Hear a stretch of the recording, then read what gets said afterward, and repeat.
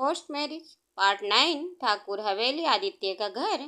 रविवार की दोपहर थी। ठाकुर हवेली का आंगन चहल पहल और हलचल से भरा हुआ था। बड़े बड़े गमलों में खिले ताजे फूल और घनी झाड़ियां हवेली की शोभा बढ़ा रहे थे।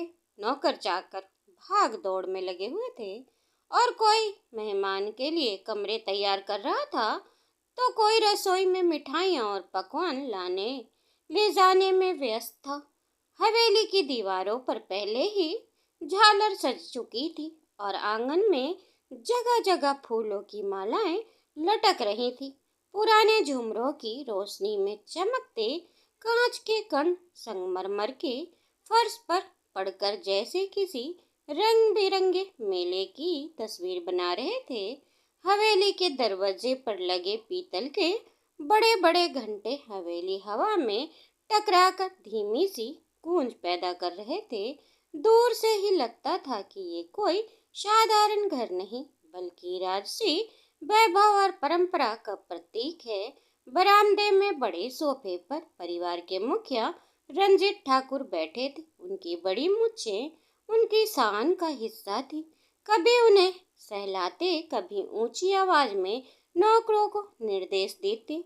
उनकी नजरें हर छोटे बड़े काम पर टिकी हुई थी। उनके पास आदित्य की माँ बैठी थी और शादी की तैयारियों पर उससे चर्चा कर रहे थे। उनकी गंभीर और गहरी आवाज गूंजी, देखो बहू, गहनों की लिस्ट तो मैंने देख ली है, लेकिन रिश्तेदारों के लिए गिफ्ट पर थोड़ा और ध्यान देना होगा।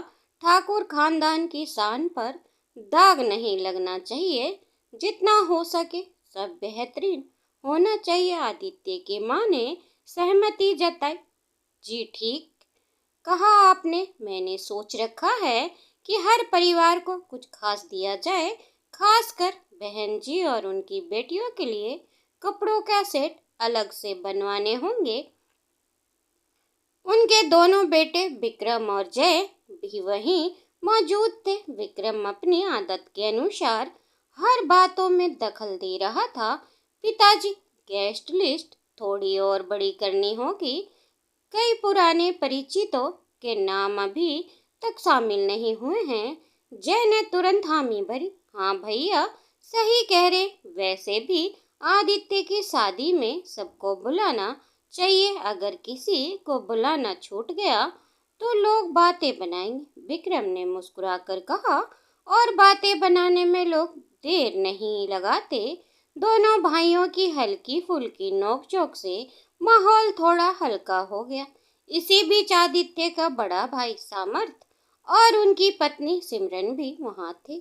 उनके पास ही 5 साल का बेटा युग बैठा था, जो पूरे घर का लाडला था।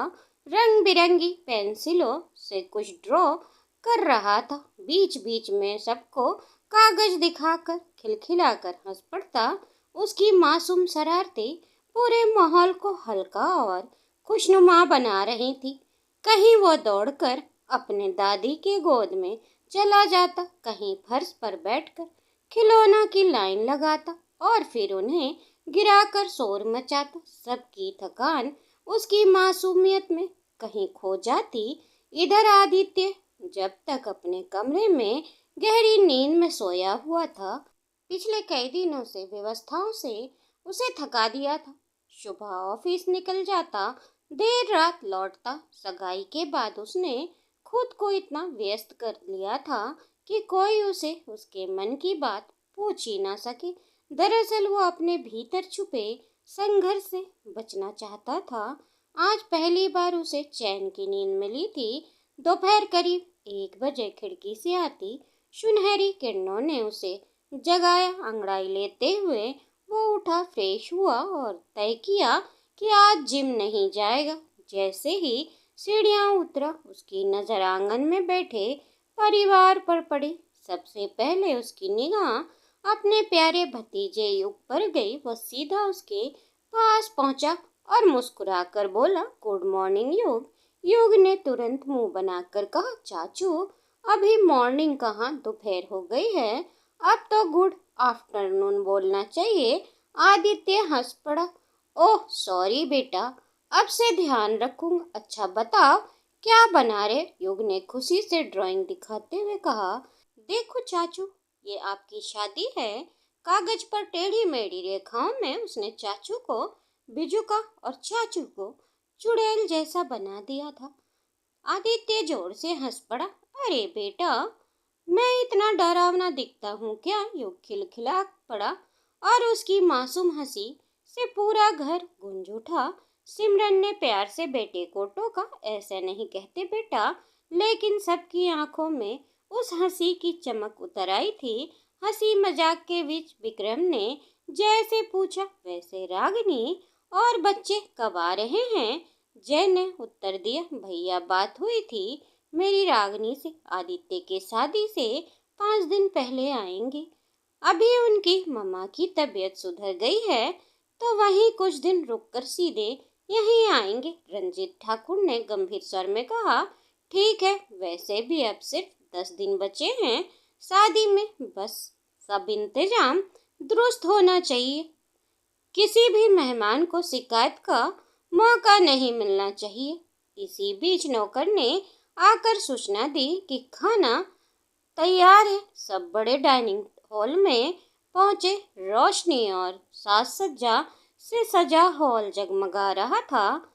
लंबी मेज पर चांदी के बर्तन सजे थे। थालियों में गर्मा गर्म परोसन, तरह तरह की मिठाइयाँ, सुगंध से भरी सब्जियां और ताजी रोटियां रखी थी। सबने साथ बैठकर खाना खाया। युग आदित्य की गोदी में बैठ लगातार शरारतें करता रहा। कभी उसकी प्लेट से कुछ उठा लेता तो कभी जानबूझकर सब्जी गिरा देता।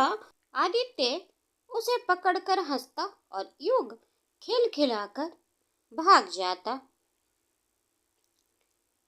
लंच के बाद आदित्य युग के साथ खेलता रहा।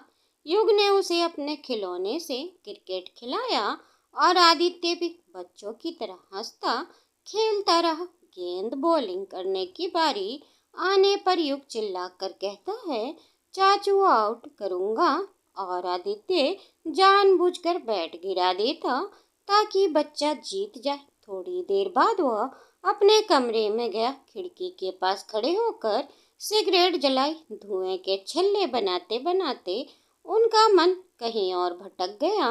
दिल में सिर्फ एक नाम गूंज रहा था, अनन्या। कई साल बाद उसे देखकर उसका पुराना प्यार जाग उठा था।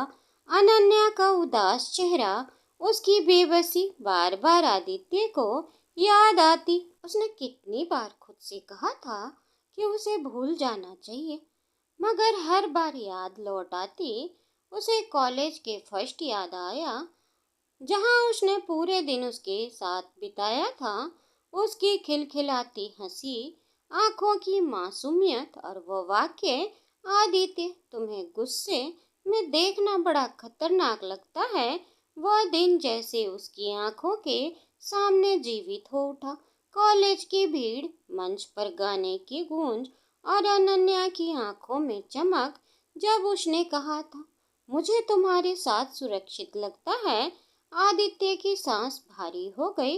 उसने गहरी सांस ली और बुदबुदाया, कहाँ हो तुम अनन्या? क्या फिर से चली गई? उस दिन कितना ढूंढा तुम्हें, पर तुम नहीं मिली। उसके चेहरे पर पीड़ा साफ झलक रही थी। तभी फोन बजा। स्क्रीन पर नाम चमक रहा था, कबीर। आदित्य ने हंसते हुए उठाया। कबीर। कबीर बोला, अरे यार आदि, सुन तो, तूने बोला था ना पता लगाने को। आदित्य बेचैन होकर बीच में ही बोला, क्या अनन्या का पता लगा लिया? कबीर ने गहरी सांस ली। नहीं, अभी तक तो मैं विकास शर्मा की बात कर रहा हूँ। वही एक्स एम्प्लॉय जिसने प्रोजेक्ट डॉक्यूमेंट्स में गड़बड़ी की और पैसे का फ्रॉड भी। आदित्य गंभीर स्वर में बोला हूँ। कबीर ने आगे कहा, अनन्या के बारे में भी देख रहा हूँ। 2-3 दिन में कुछ सुराग मिल जाएगा। फिलहाल विकास का एड्रेस मिल गया है, मैं जाकर देखता। आदित्य ने दृढ़ स्वर में कहा, ठीक है, आमने सामने बात करनी होगी। कबीर ने हामी भरी। Okay boss. उधर दूसरी ओर अर्जुन अब भी गुस्से से भरा हुआ था। नहा धोकर खाना खाकर वो अपने घर के बाहर एरिया में पहुंचा और महंगी शराब की बोतल खोली। हर घूंट के साथ उसका गुस्सा और बढ़ता जा रहा था। उसे बार बार वही थप्पड़ याद आता जो काव्या ने उसे के गाल पर मारा था।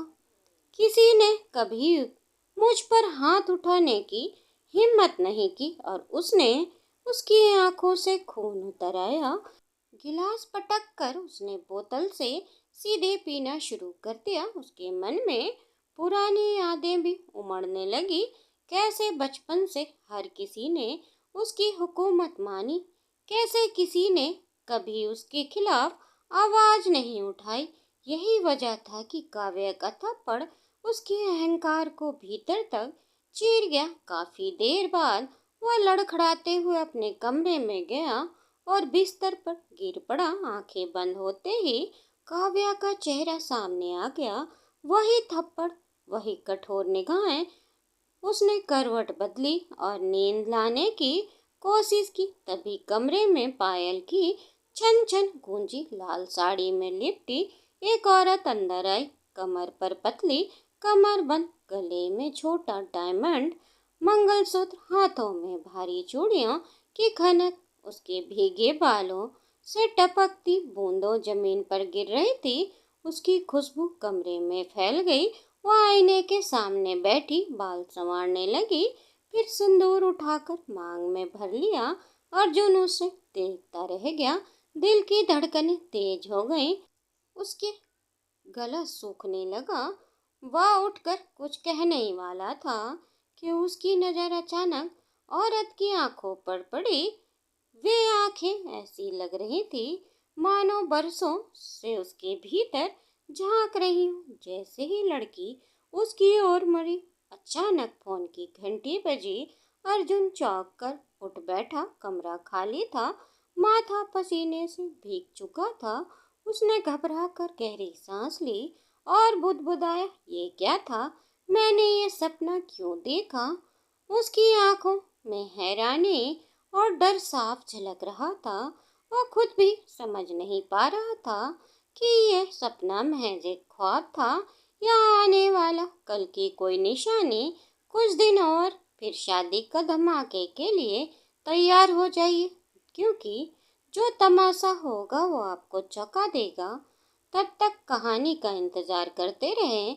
अगर आपको कहानी पसंद आ रही है तो लाइक, शेयर, सब्सक्राइब करें और कमेंट करना ना भूलें। धन्यवाद दोस्तों।